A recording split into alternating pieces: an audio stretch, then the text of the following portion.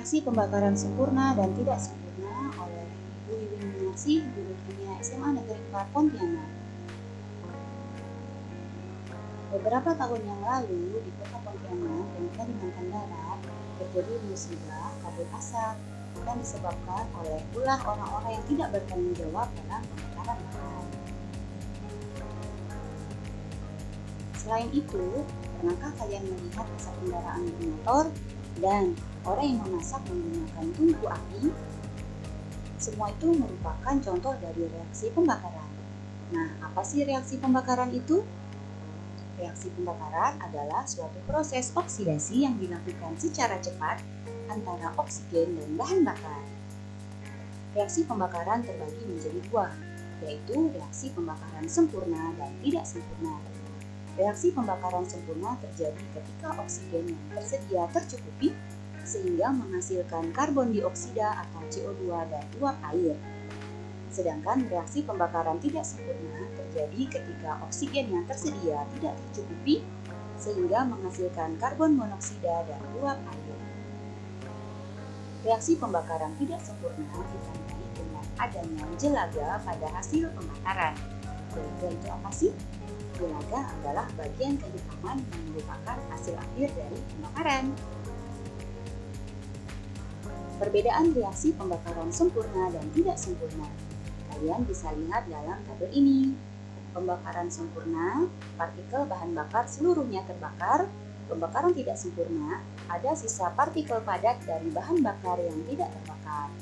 Pembakaran sempurna terdapat cukup volume oksigen dalam reaksi pembakaran, sedangkan pembakaran tidak sempurna, volume oksigen tidak cukup untuk melakukan reaksi pembakaran. Kalor yang dihasilkan pada pembakaran sempurna adalah maksimal, sedangkan kalor yang dihasilkan pada pembakaran tidak sempurna lebih sedikit. Produk pembakaran sempurna cenderung tidak terlalu berbahaya, produk pembakaran tidak sempurna cenderung berbahaya atau beracun. Pada pembakaran sempurna, produk yang dihasilkan adalah CO2 dan uap air. Pada pembakaran tidak sempurna, produk yang dihasilkan adalah CO atau karbon monoksida. Berikut reaksi umum dari pembakaran sempurna. Berikut juga reaksi pembakaran tidak sempurna.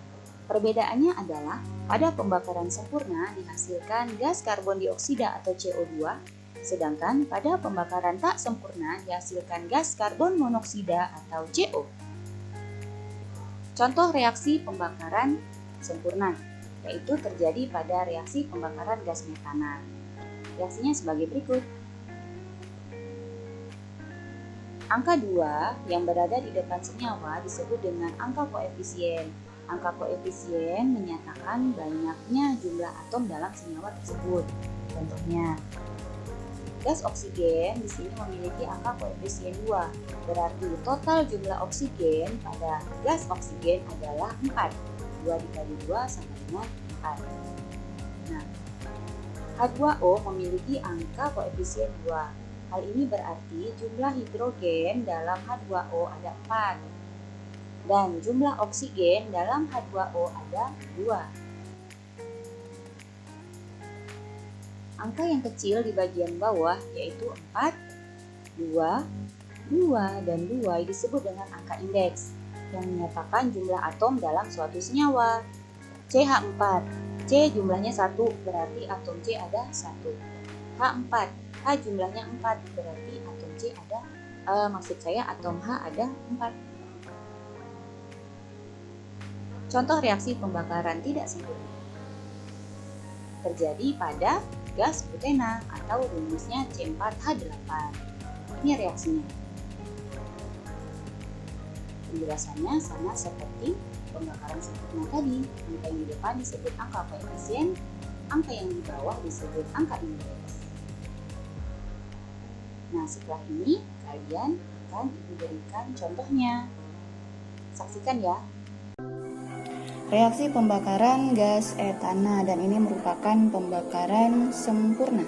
Nah, seperti yang kita ketahui, pembakaran sempurna adalah pembakaran antara senyawa atau gas Di sini adalah gas etana dengan oksigen menghasilkan CO2 dan uap air H2O. Nah, gimana agar reaksi pembakaran ini merupakan reaksi yang setara?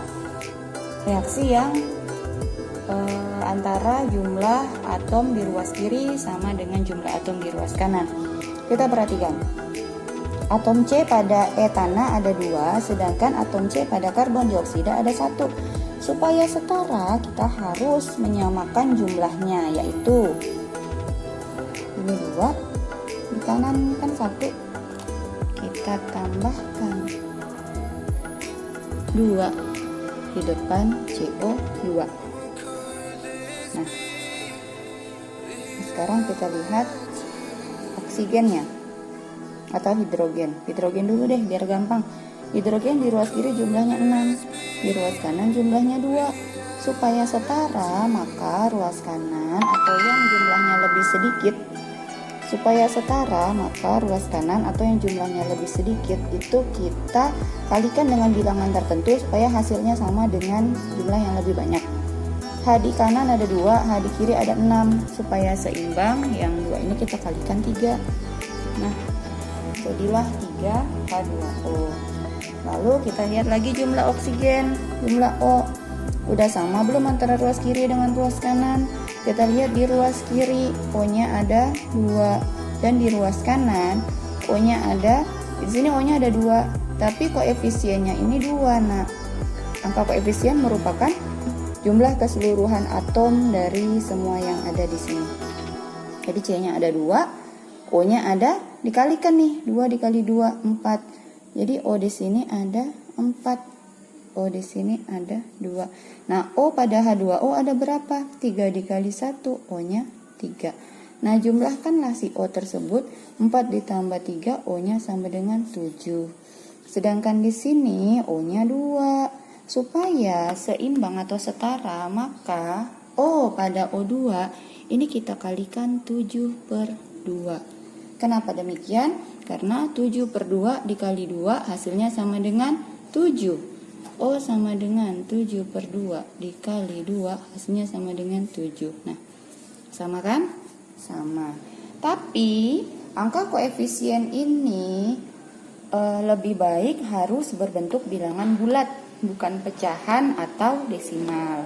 Nah, supaya pecahan ini berubah menjadi bilangan bulat, kita hilangkan per 2-nya dengan cara dikali 2. Siapa yang dikali 2? Semuanya ini dikalikan 2. Ini 1 dikali 2, 2. 7/2 dikali 2, 7. 2 dikali 2, 4. 3 dikali 2, 6. Nah, inilah persamaan reaksi yang setara. Orang-orang yang berhenti belajar akan menjadi pemilik masa lalu, dan orang-orang yang masih terus belajar akan menjadi pemilik masa depan. Oleh karena itu, raihlah cita-cita kalian di masa depan mulai dari sekarang dengan cara terus belajar. Terima kasih. Sampai jumpa pada pembelajaran berikutnya. Oh iya, jangan lupa ya dikerjakan soal yang ada pada LKPD. Sampai jumpa.